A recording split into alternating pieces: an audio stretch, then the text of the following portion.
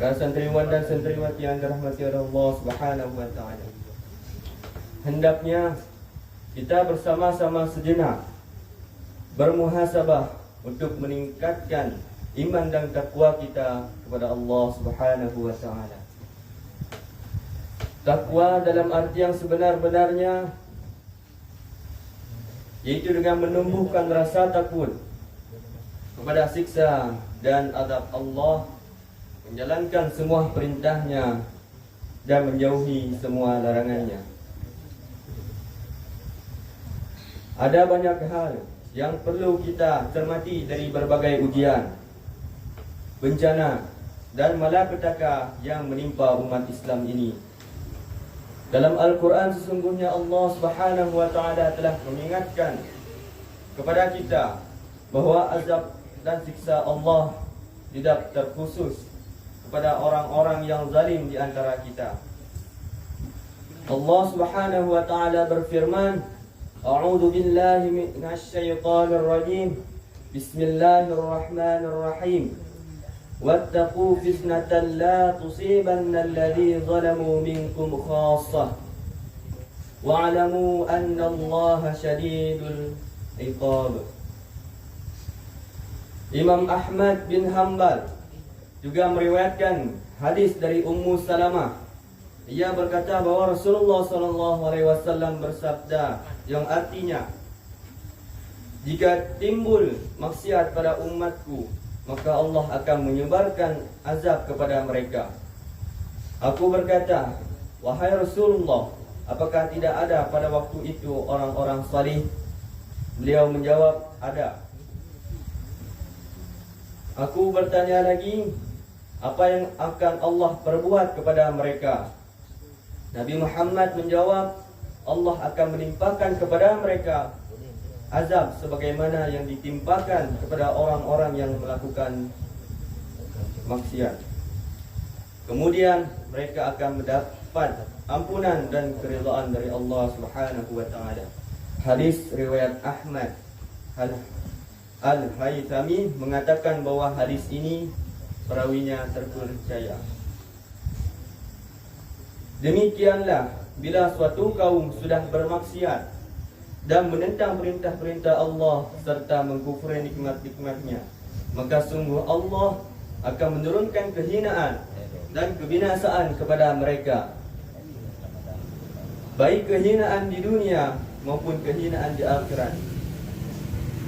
Lalu bagaimanakah dengan kita yang hidup di negeri ini, negeri yang banyak dijumpai di dalamnya kemaksiatan, kemungkaran dan penyelewengan moral?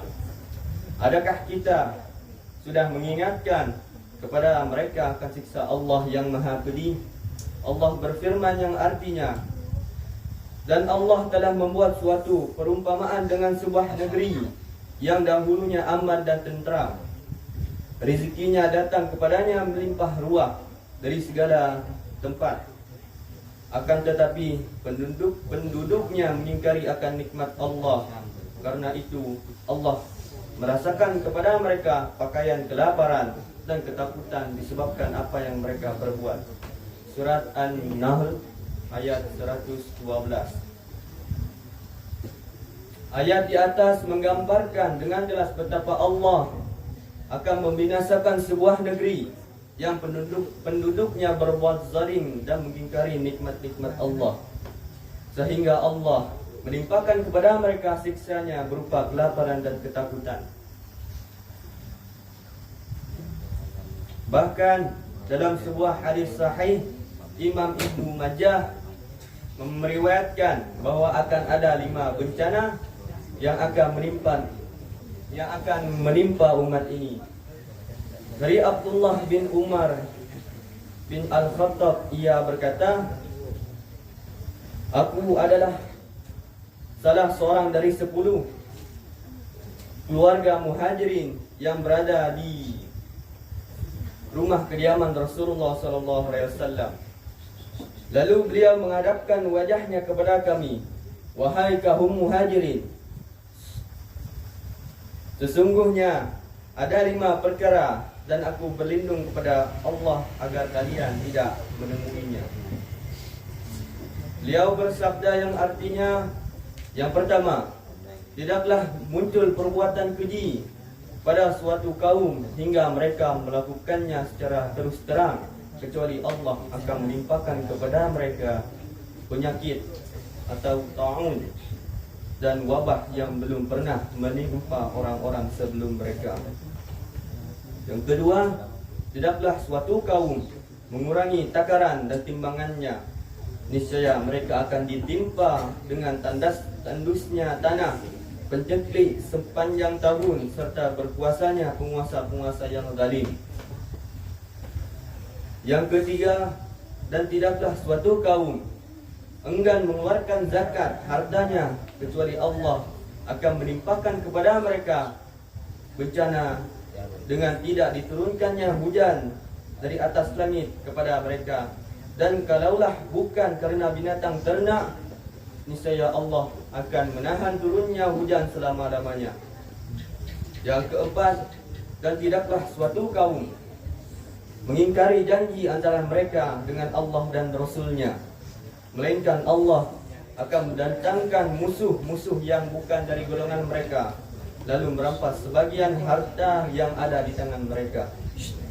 Yang kelima, selama pemimpin-pemimpin mereka tidak berhukum dengan kitabullah dan tidak memilih yang terbaik dari apa yang Allah turunkan, melainkan Allah turunkan kepada mereka kesengsaraan di antara mereka. Hadis riwayat Ibnu Majah dan dihasankan oleh Syekh Albani.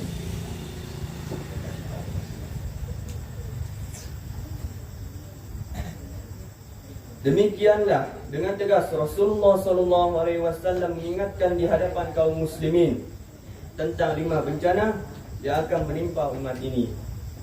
Yang pertama, bahawa bila kemaksiatan dan kemungkaran terjadi pada suatu kaum dengan terang-terangan, perjudian kini merajalela,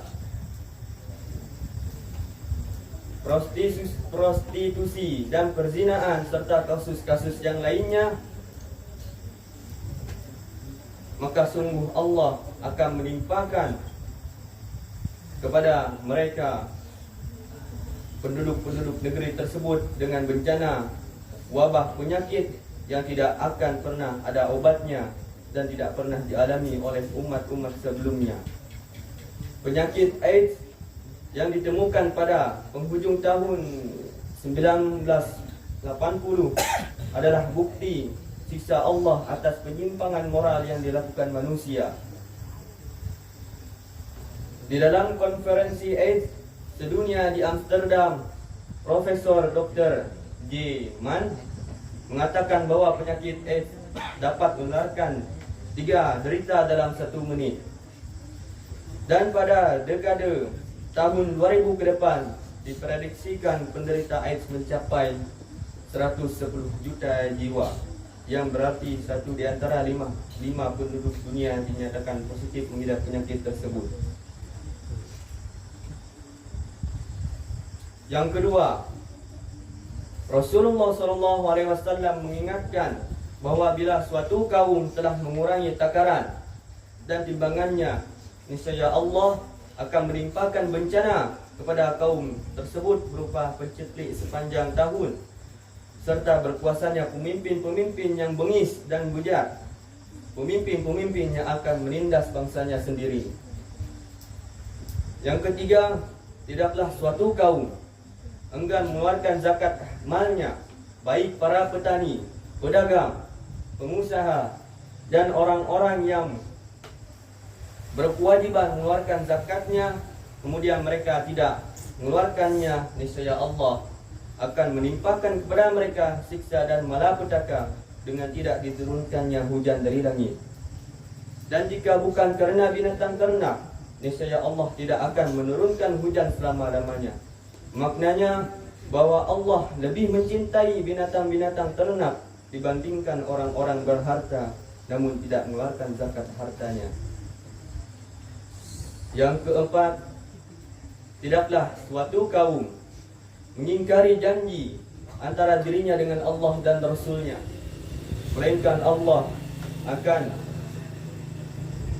mendatangkan kepada mereka musuh-musuh yang bukan dari golongan mereka, lalu merampas sebagian harta yang ada pada mereka. Yang terakhir, yang kelima, bahwa sungguh tidaklah suatu kaum di mana pemimpin-pemimpin mereka, imam-imam mereka sudah tidak tunduk dan berhukum kepada kitabullah Al-Quran, maka Allah akan mengazab mereka dengan kesengsaraan dan perpecahan di antara mereka. Dalam kaitannya berhukum dengan selain hukum Allah adalah setelah iqamah al-hujjah sampai kepada mereka. Sahabat Ibnu Abbas berkata, "Man hajala man anzalallahu faqad kafara." Siapa yang menolak apa yang diturunkan oleh Allah, maka dia telah kafir.